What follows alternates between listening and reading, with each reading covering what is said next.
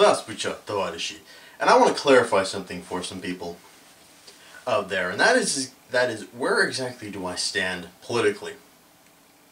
And I've been wanting to do this video for a while, and I wanted to do it right before my whole is America becoming everything that fights against video.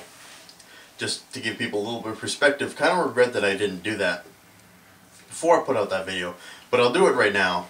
Is where exactly do I stand politically? I want to tell you people something. I want to tell the people who might be coming to this channel looking for a spokesperson on the left or the right, or a spokesperson who promotes communism or socialism or liberalism or conservatism or anything like that. You're not going to find it here. I happen to be a political standpoint of one person, and I really don't prescribe to any of these labels. I don't really prescribe to any of these different ideologies.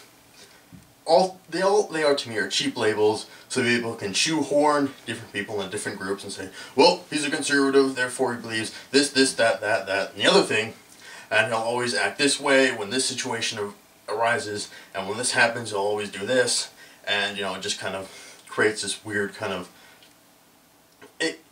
it enforces the idea that people can know everything about another person without knowing anything about them, and I really don't want to prescribe to that kind of mentality. Right, I got my water here.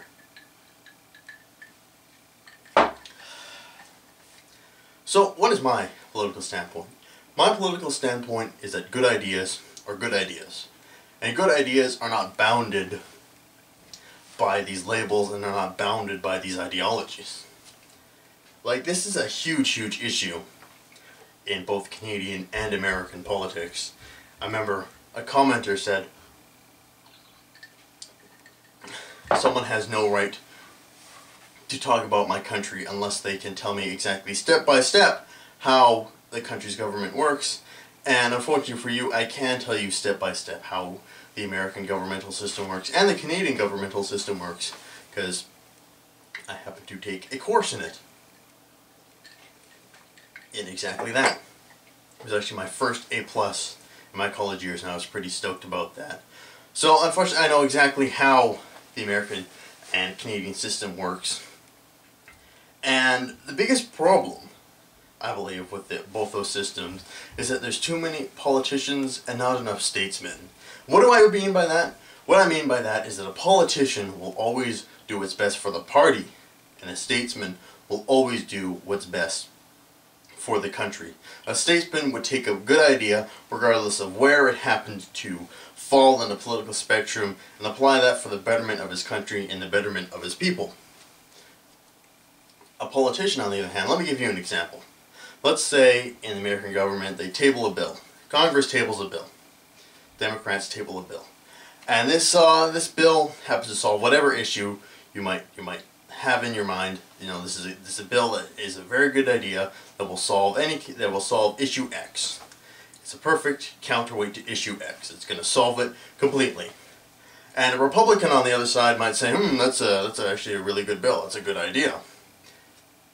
Chances are they won't vote for it, because in America they have very harsh punishments for not voting with your party lines. In Canada it's even worse. In Canada, if you don't vote with your party, they just kick you out of the party. You're gone instantly. You have no ifs, ands, or buts about it. They just kick you out. In America, they won't kick you out, but they'll punish you for it. Even if, that happens to actually be something that will help the country. And I've always wanted to run for politics. It's been a dream of mine. And I would never ever run with a political party. I would run as an independent statesman. That's what I'd call myself. Doesn't that sound great?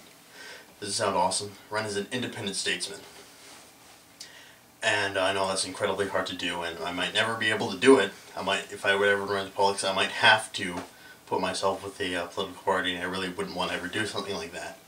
But I'd run as an independent statesman and apply good ideas where good ideas are necessary. And some of you might be asking, well, what's a good idea?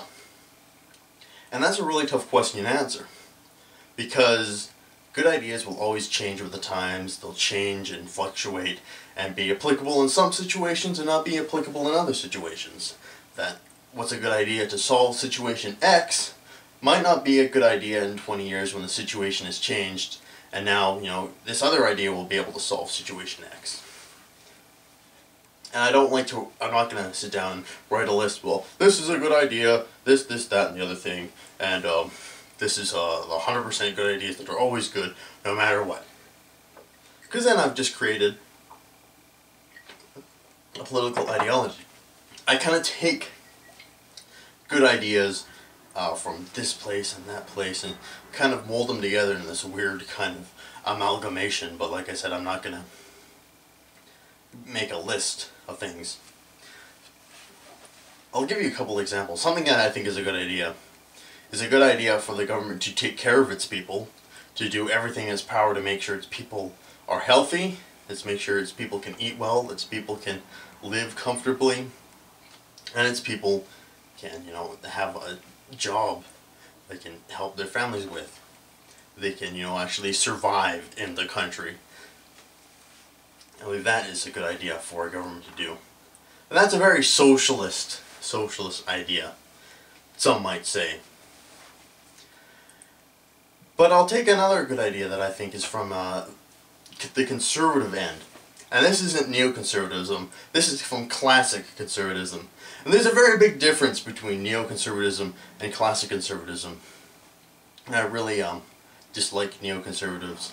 I just, maybe we'll do a feedback about that, but I just really have a problem with the neoconservatives' ideology. But I like classic conservatives, and I like a certain aspect of classical conservatism, especially if you guys want to know anything more about classic conservatism, go read the writings of Edmund Burke. He was really kind of the father of classical conservatism, and he said conservatism is not a political philosophy, it's a political perspective. I don't like the whole elitist ideals of conservatism. I don't like the whole let's exploit the inequalities in people and, you know, just create these huge gaps and so on and so forth. But what I really do like is the whole conservative thought of, hey, let's stop, let's think about this, let's not be so rash, let's come back here and actually, you know, think and talk about this problem, which I really like. And unfortunately, that whole prudentism, maybe you might call it, I don't even know if prudentism is a word, that whole, you know, scrutiny, that whole let's stop, let's think about this, really seems to not be existent in neoconservatism. Because if it was existent in neoconservatism, then America would never be in Iraq, it would never be in Afghanistan, because conservatives are supposed to practice the whole realpolitik, the whole politics of realism, and if someone was practicing the politics of realism, they would never be in Afghanistan or Iraq trying to solve the issue of terror, which to me is a non-existent issue to begin with. But you know, solving the issue of terror is not exactly a realistic issue to solve. Like trying to solve the issue of poverty. It's not exactly a realistic issue to solve, and that's why classical conservative would never condone something like the invasion of Afghanistan or the invasion of Iraq. But I really like a thought of this counterbalance to anything, that if anything is really a good idea, then it should be able to withstand this conservative scrutiny, to be able to withstand this whole let's think about this, let's not be so rash, let's be a little bit more realistic about this. That's an aspect I really like about classical conservatism. Well, I'm running out of time.